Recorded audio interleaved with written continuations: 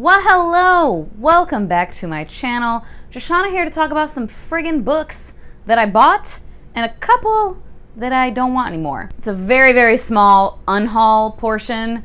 That's why I've combined it with the haul, because there's only, well, there's 4 books, but it's one series and then another book. So for the new books, I didn't plan on doing this, but the other books that I recently unhauled, which included the first 4 Harry Potter, the UK editions, the Shadow and Bone, the Grishaverse trilogy, the original covers, the paperbacks, and then the entire Shattered Realms series in hardcover. And then a couple other random books, Nevernight. But yeah, all those I got a fair amount of store credit for, but then I found a fair amount of books to buy. So I spent some dollars also, but yeah, I did get a decent amount off when I used that. 40 some bucks in store credit, I don't remember exactly. But yeah, so now I have a fair amount of books to haul. One that was not part of this unhaul trade-in process, this was a splurge for sure. I was over visiting Elle and her husband Sean. I was over at their house, and Sean loves Monstrous as well. And he had this omnibus of book 1, and I'd never seen it before. I didn't know it existed. I was like, where the frick did you get this? And it's the Barnes & Noble special edition. And just look at it. Oh my God. Like, it's pink. It's pink. Hello? I had to get it. The spine. Oh my God, it's so pretty. And it's colorful. The only other omnibus of it I've seen of book 1 is the one that's like on Amazon and everything, and it's all like goldish, yellowish, beige. Like it's all that like monochrome. And I don't know, I didn't love it. Monstrous, like part of what I love so much about it is the artwork and how colorful and vibrant the artwork is. And so I saw this, I was like, yes, I have to have it. And it's signed, which is fun. There's a map on the front and the back of the known world. And it came with these little cards that I don't know what I'm gonna do with, but they're very pretty. They're just like art prints, but they're so pretty because the artwork is stunning. Oh my God, why am I struggling? So pretty. Like, just ridiculous. Pretty, pretty, pretty. Wow. There's little Kippa and Master Ren. So cute. This one is gorgeous. Maika and Kippa. Maika. That guy. Just so pretty. Again, I don't know what I'm gonna do with these because I don't have like stuff all over my shelves and like art prints and stuff. I'm always kind of like, what do I do with this? I don't really know. So I'm not sure what I'll do with it, but they're so pretty. Like I can't throw them away. I'm gonna keep them. So yeah, that was definitely a splurge because those, you know, omnibuses of graphic novels can be a little pricey. It was like 50 bucks, 45 bucks, 50 bucks, something like that. But yeah, I needed it in my life. Oh, and I did actually go to 2 bookstores for store credit. I went to Changing Hands, and then I also went to one of the Bookmans in Phoenix. And when I went to Bookmans, I only had 1 book, and then I had a game that I had bought and never played, but it was like an expensive game, so I didn't want to just like give it away, like donate it. And I didn't get a crap ton. I think I got like 13 bucks, but at Bookman's, their books are almost all used and much cheaper. So I got a few and I spent like $10 or something like that. 11 bucks. Yeah, I spent $11, which was pretty good, but I got 3 books. I got book 2. I bought book 1 at Bookman's a few months ago. So The Clockwork Crown by Beth Cato. And it has a little signed book plate from the author. And the author lives in Phoenix. So that's fun. I mean, that's not like why I got it. I just was like, hey, it's book 2, and I might as well get it. Book 1 is down here somewhere. And then I almost got a lot more of these, but I was like, Jashana, just don't. And actually, so we had this one book from this series, and that is this guy right here, The Crown Tower by Michael J. Sullivan, which is book 1 of the Ryeria Chronicles. This is the first series, and then the second one is the Ryeria Revelations. And they had all 3 of the Ryeria Revelations, but I was like, I don't want to get all 3 of those before reading this one, because I don't know if I'm going to love these series. I love Michael J. Sullivan's writing and like the Legends of the First Empire series, but I've heard that this one, the tone is a little different, and I might enjoy it, but I'm not totally sure, so I didn't get all of those. I would have gotten the second book in this series. I think is this just a duology? At any rate, I got this one. And then, again, at Bookman's a little while back, I found the first book in a series by this author, who I didn't realize was someone who watches my videos. Like, what are the odds? I literally was like, oh my God, wait, that's you? And I'm a dumbass, and I notated this in a pinned comment on that video, that my dumb, jokey self was like his last name, so it's Stephen Aryan. And I was like, oh, that's an unfortunate last name. And in my head, I meant like, if you're a white person, that would be like not a great last name to have. But it's a common name in other cultures, not like, Eurocentric white people cultures. And I believe that he is Persian, and he was like, it's a very common name in Persian culture. I was like, I'm really sorry. Did not fully complete that like dumbass jokey comment I made. But at any rate, yeah. Like, hi, Steven, how are you? I found another one of your books. And I think this is, so he told me the other book I got, where is it? It's over here. Mageborn, which is book 1 of the Age of Dread. But he was like, actually, you probably want to read the earlier series first. This, I think, is like book 2 or 3, though. So I need to get the other ones. I don't remember which, Battle Mage. No, I think, is that the first one? Is Battle Mage the first one? I need to look it up. At any rate, I saw it and I was like, hey, cool, I know I need to read that, so let me grab it.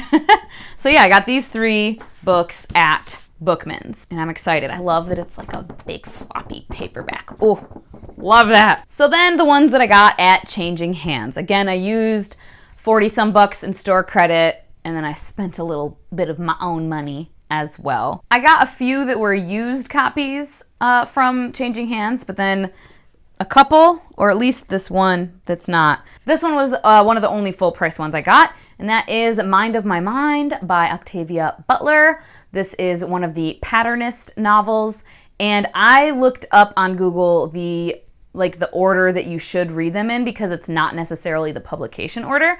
And this one on the list I found was the second book. I've already read the first one, Wild Seed, and I quite enjoyed it. It wasn't 5 stars necessarily, but I really liked it, and I'm intrigued, so this one's next. I already need to make more room on my shelves. And then another full price one I got is The Color of Law by Richard Rothstein, A Forgotten History of How Our Government Segregated America. I have seen this one popping up here and there on BookTube.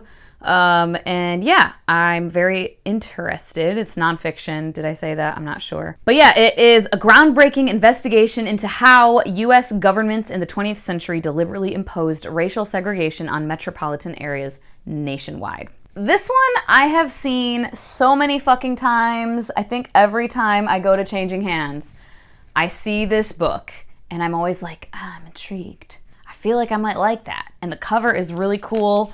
But I've never gotten it. So finally this time I was like, you know what, fuck it. I'm gonna get this fucking book. And that is Trouble the Saints by Alia Dawn Johnson. I don't even really know what it's about, other than it's like an alternate history situation. New York, 1942. It says, amid the whir of city life, a young woman from Harlem is drawn into the glittering underworld of Manhattan, where she's hired to use her knives to strike fear among its most dangerous denizens. 10 years later, Phyllis LeBlanc has given up everything, not just her own past and Dev, the man she loved, but even her own dreams. Still, the ghosts from her past are always by her side, and history has appeared on her doorstep to threaten the people she keeps in her heart. And so Phyllis will have to make a harrowing choice before it's too late. But is there ever enough blood in the world to wash clean generations of injustice? I don't know. It sounds pretty cool. N.K. Jemisin blurbed on the cover here, and it says, Juju Assassins, Alternate History, a gritty New York crime story. In a word, awesome.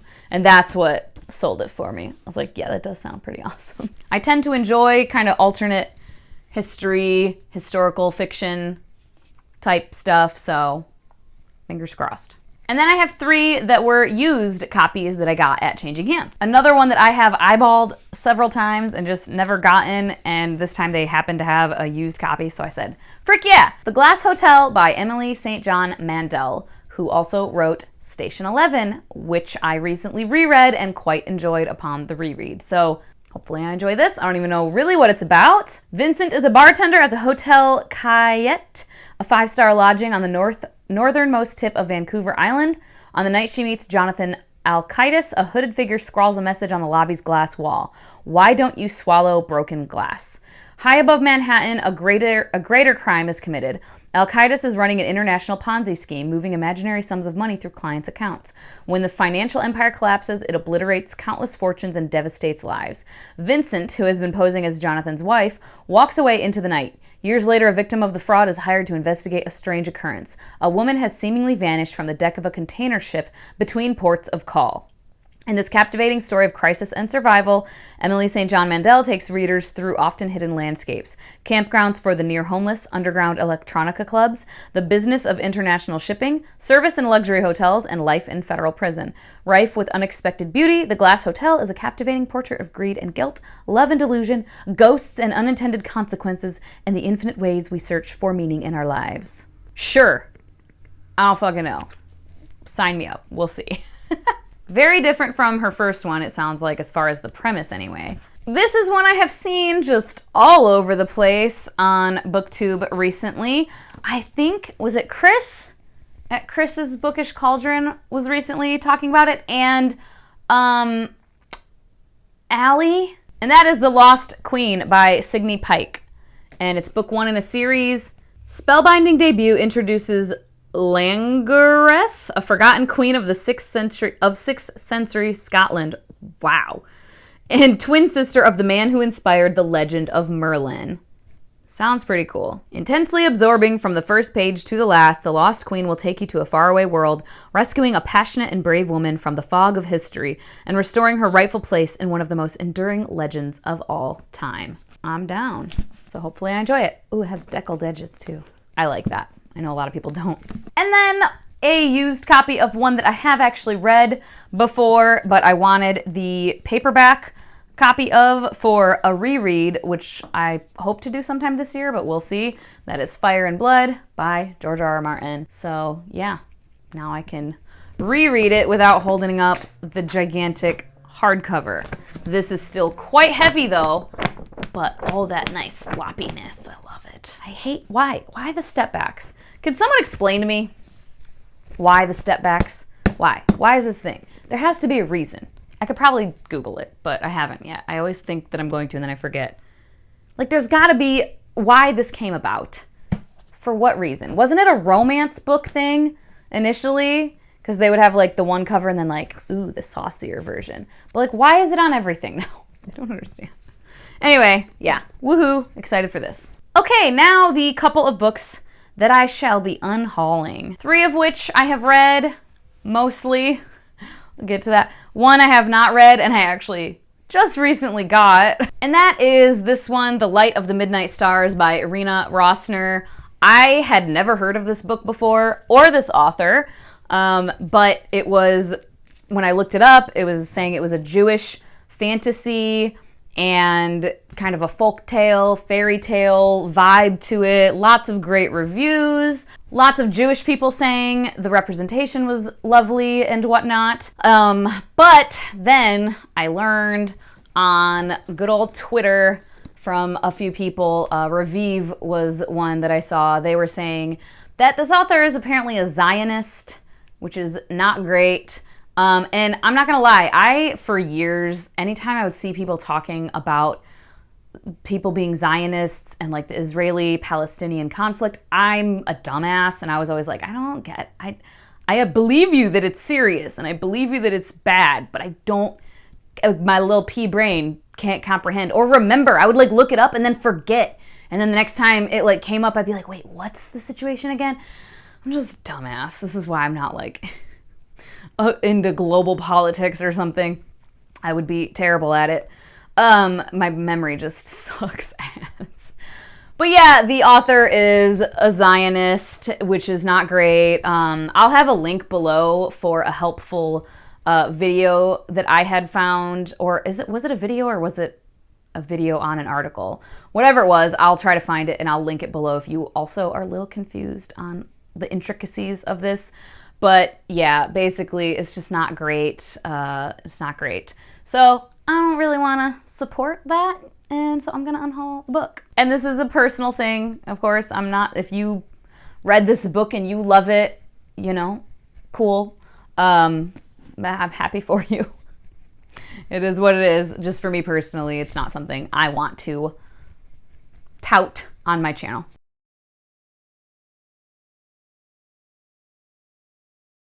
These chunky bitches right here. From Blood and Ash, A Kingdom of Flesh and Fire, and The Crown of Gilded Bones by Jennifer L. Armentrout. Listen. All right. I enjoyed From Blood and Ash quite a bit. I buddy read with Vish, actually, all three of these now. And the third one, Ingrid, also participated in the buddy read. But yeah, Vish and I buddy read this one and really enjoyed this. Was it groundbreaking? Was it like such beautiful prose or like excellent dialogue or anything like that? No, it wasn't. I'm not gonna lie. But I had a fun time. The romance was fun and I was into it. I read through this pretty quickly. And yeah, it was just like a good fucking time. I had fun waiting, like, as you're reading, like, when are they gonna get together? Like, the tension there was really cool and fun. And I liked the main characters. Everything was great. I didn't give it 5 stars or anything, but I had a good freaking time. I was like, hell yeah. You know, sometimes I just want something like this to just, like, eat up and devour, you know? And then this one came along, and the smut, we upped the ante with that, and I appreciated it and enjoyed all of that. And the male lead was great, really was enjoying him. There was a side character, a male side character who I really enjoyed. Their banter together, their friends. You know, the banter with the female lead was great too, but the female lead, Poppy, made me just insane the whole time reading this book until the last like 20%. But for the first freaking 80% of this book, Vish and I both were like, if it wasn't for the other characters and enjoying them and enjoying the fun smut that was popped in here, we would have DNF'd this book. It was fucking painful reading from this dummy bitch's perspective. Oh my God, she was so frustrating for this whole thing. But then towards the end, I was like, okay, she stopped being a dummy bitch. She's back to being like likable and I enjoy her. Cool. Moving on. Can't wait for the next book. So excited. And then this fucking book. I have not talked about it yet. I will be talking about it in a video. But yeah, I did not have a good time. And I DNF'd it right around here. Right around page like 460. So it only has like 645 pages. So like just under 200 pages or so, right? Math? I don't know. At any rate, I just couldn't anymore. I just fucking couldn't. So yeah, I'm getting rid of it and I don't think I'll continue with this series. If I do, I'll read it on ebook, maybe. I can't be bothered to care anymore. Everything I liked about the first book has died completely and just shriveled up and dried up and is a husk of itself. I cannot. So I'm gonna get rid of all 3 of these. Adios. There we go. Some new books and a few books that I'm gonna get rid of. Like and comment and subscribe if you haven't already, all that fun stuff. Let me know if you have read any of the new ones that I got that I haven't read yet, and what your thoughts are if you have. As always, thank you so much for your time. Hope you guys have a wonderful day, and I will talk to you later. Bye-bye.